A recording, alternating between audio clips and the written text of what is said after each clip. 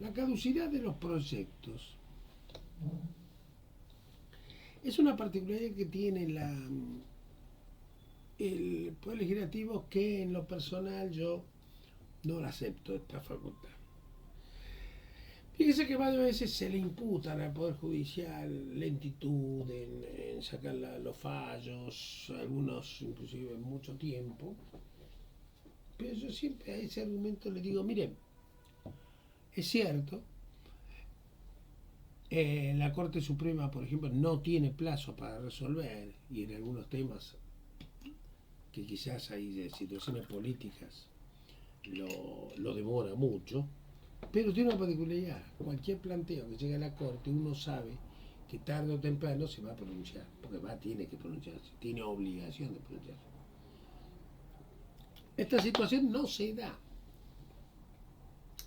en el Poder Legislativo, donde un proyecto de ley, quizás que pueda llegar a ser por alguna iniciativa popular, o quizás algún proyecto de ley de un diputado, y que realmente sea interesante, pero perjudica intereses quizás de los propios legisladores, como por ejemplo, qué sé yo, vamos a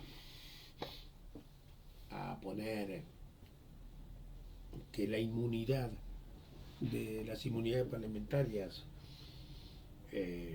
no solo son para lo que se dice en el recinto, no una inmunidad de arresto frente a cualquier acto que se realice en la vía pública, y que, por ejemplo, no se necesita, si ya ese procesado, el ser procesado alcanzaría para que no pueda ocupar otro cargo público, y no esperar a que tenga sentencia firme para que suspenderlo en las funciones. Supongamos estos proyectos son proyectos que a la comunidad le interesa, pero al Poder Legislativo no. Algún legislador se le ocurre presentar ese proyecto. Bueno, por lo menos se presenta su proyecto de ley, hay que tratarlo. No, no necesariamente, porque va a determinar el presidente de las cámaras el orden de tratamiento de los proyectos. Y si ese proyecto, durante el año en que se fue presentado o al año siguiente, no llegó a ser tratado, caduca. Y hay que volver a presentar un nuevo proyecto. Si es tratado y pasa a la otra cámara, se prorroga un año más, y si en ese otro año más que ha pasado no se trata, entonces caduca. Esto es cuando pasa un año y el año siguiente legislativo que está en esa cámara, diputados o senadores. Y esto para mí no tendría que ser así. Cualquier proyecto de ley, mira, está talo. No es cuestión, no, pero por importancia, por los temas legislativos. No. Esa es la manera donde los políticos, proyectos que les molestan, que no interesan, los pueden cajonear, y saben que el cajoneo puede ser eterno, porque cuando caduca ya no se vuelve a tratar. Un proyecto de ley que sea observado por el Poder Ejecutivo, el plazo de la caducidad es el siguiente, el año parlamentario al que fueron devueltos los proyectos. Hay excepciones.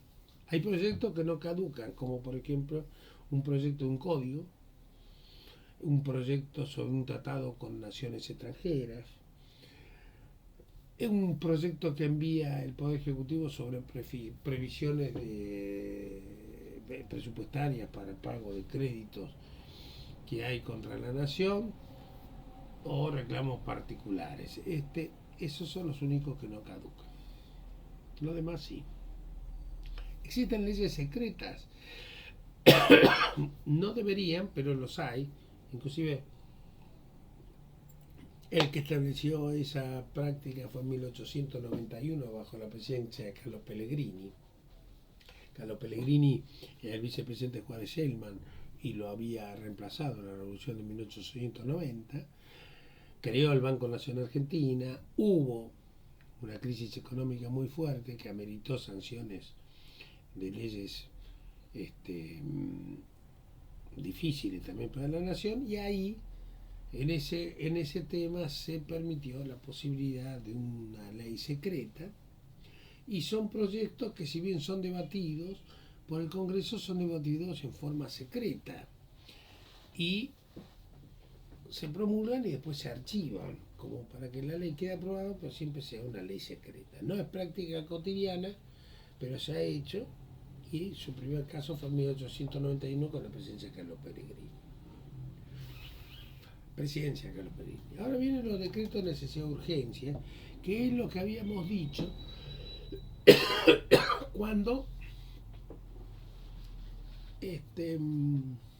hablé del veto parcial. Los decretos de necesidad de urgencia, práctica común en estos tiempos, los usó Fernández mucho en la pandemia, Milei también, para hacer las reformas económicas. Es algo que fue instaurado en el año 94, no estaban antes, cuando era el Estado gendarme, el Estado liberal, en los años de 1853, tenía absoluta y totalmente vedado el presidente de la Nación de abocarse facultades legislativas. ¿Se acuerdan del artículo 29? Que aparte de la suma del poder público, facultades extraordinarias, que hace esas atribuciones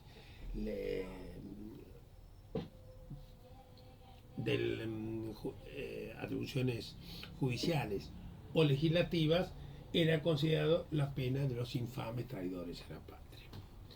Esto lo decía el artículo 29, pero el actual artículo 99, que es el que le da las atribuciones al Poder Ejecutivo, esas atribuciones que le dan las provincias al Poder Ejecutivo para garantizar el sistema republicano, es el que antes era el artículo 86. En su inciso tercero decía que el presidente participa en la formación de las leyes con arreglo a la Constitución, las promulga y las hace publicar. Y el Poder Ejecutivo no podrá en ningún caso, bajo pena de nulidad absoluta e insanable, emitir disposiciones de carácter legislativo. Le prohibía absolutamente las funciones legislativas. Es cierto que prohibir las funciones legislativas en los tiempos posteriores, cuando ya el Estado intervenía en la economía, no como en 1853, era un tema complicado, porque se decretaban, por ejemplo, el corralito, y bueno, no vamos a devolver los dólares. Si lo hacemos por ley del Congreso y que tenga aprobación de ambas cámaras, cuando se llega a la ley es ilusorio su cumplimiento. Ya la gente sacó todo. Antes de la reforma 94, ya interviniendo el Estado en la economía, una de las formas con que se hacía era, se decretaba un feriado bancario. Hablaba el ministro de Economía de la noche, feriado bancario el día siguiente, y se tomaban todas las medidas para evitar que la gente haga movilización y saque sus ahorros. Eso se hacía con quizás más de un día de feriado bancario. El artículo 99, después, cuando la reforma 94, se le agregó la parte del decreto de necesidad de urgencia, que se lo voy a leer textualmente y después le explicaré cuál es, a mi manera de ver, la trampa que tiene este decreto de necesidad de urgencia. Dice el 99 en su agregado: solamente cuando circunstancias excepcionales hiciesen imposible seguir los trámites ordinarios previstos por esta Constitución para la sanción de las leyes, y no se trata de normas que regulen materia penal, tributaria, electoral o el régimen de los partidos políticos, podrá dictar decretos de necesidad y urgencia, los que serán decididos por acuerdo general de ministros, que deberán refrendarlo conjuntamente con el jefe de gabinete de ministros. El jefe de gabinete de ministros personalmente, dentro de los 10 días, someterá la medida a consideración de la Comisión Bicameral Permanente, cuya composición deberá respetar la proporción de las representaciones políticas de cada Cámara. La comisión elevará a su despacho en un plazo de 10 días al plenario de cada Cámara para su expreso tratamiento y que de inmediato consideran las cámaras. Una ley especial sancionada por la mayoría absoluta, la totalidad de los miembros de cada Cámara, regulará el trámite de alcance de la intervención del Congreso. Bueno, así dicho, ustedes van a decir, bueno, pero esto es una complicación, ¿cómo entiendo todo esto? Acá se lo vamos a ir desgranando. Primero, ¿qué temas no pueden ser materia de DNU? Ahí tenemos todo lo que sea vinculado a la reforma de la Constitución, materia penal, temas tributarios, temas electorales. Esos temas no pueden ser materia de decreto de necesidad de urgencia. Bueno, ahí primero el límite. Ahora, tienen que ser refrendados por los ministros del Poder Ejecutivo y el jefe de gabinete. Eso está bien, aunque no significa poner una traba muy grande. ¿Por qué? Porque los ministros y el jefe de gabinete responden al presidente, si no lo remueve. Pero es cierto que esto va a evitar que pongan una medida arbitraria, como proclamación, que se proclama monarca, porque esto no se lo va a acompañar nadie. Eso es un pequeño límite. Pero después dice que una vez que sea así, pasa, el jefe de gabinete dentro de los 10 primeros días lo debe elevar a la Comisión Bicameral Permanente. La Comisión Bicameral Permanente es una comisión que actúa en el Congreso permanentemente para cuando el Congreso está a receso. Mantiene una proporción de legisladores, como un cuerpo legislativo chiquito, pero si se vota ese cuerpo van a respetar los porcentajes de acuerdo al régimen electoral, de acuerdo a quién ganó las elecciones. Si el 52% de los legisladores son justicialistas, el 52% de los miembros de la Comisión de Bicameral Permanente van a ser justicialistas, y así para mantener las proporciones. Luego que se pronuncia la Comisión Bicameral Permanente, pasa al cuerpo permanente de la Cámara de Diputados y Senadores, quien dentro de los 10 días deberán hacer un expreso tratamiento de eso. Hasta acá parece todo bien, 10 días. Ahora dice expreso tratamiento, y el expreso tratamiento tiene esta particularidad. Supongamos que yo tengo mayoría en la Cámara de Diputados, yo presidente tengo mayoría en la Cámara de Diputados, Senado lo tengo en contra. No puedo obtener una ley porque el Senado me da una ley que es muy especial para mí, porque me la rechaza el Senado. Entonces, bueno, saco por decreto de necesidad de urgencia. El Senado me la rechaza inmediatamente, pero los diputados, que son los amigos, que están a favor mío, yo les digo, no la traten, no den quórum. Porque mientras ustedes no se pronuncien aprobándola o no, va a seguir vigente. Porque dice la Constitución expreso tratamiento. Mientras no haya expreso tratamiento, sigue vigente. Porque el decreto de necesidad de urgencia entra en vigencia inmediatamente cuando lo sanciona.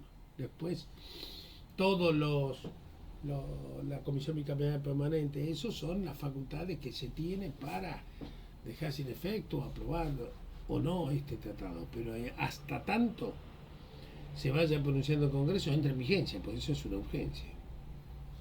Entonces logro que no lo trate nunca el Senado, y mientras no lo trata, o el diputado, porque son unas cámaras amigos, mientras no lo trate diputados, sigue vigente. Esto pasa con por ejemplo, con lo del que fue el decreto de necesidad de urgencia que obtuvo Milei cuando asumió este gobierno. Como lo hizo durante el receso del Congreso, estábamos en sesiones extraordinarias, no le dio el temario ese. Y después, en sesiones ordinarias, lo aprobó, lo rechazó el Senado, pero diputados aún no se ha pronunciado. Entonces, sigue vigente, porque mientras no haya expreso tratamiento de la Cámara de Diputados, entonces el DNU sigue vigente. Esta es una manera de legislar el Poder Ejecutivo que es práctica, lo han hecho todos los gobiernos y este no ha sido la excepción. Bien, Ahora, como ya está, enseguida continuamos con el próximo video con este tema para ya ir cerrándolo.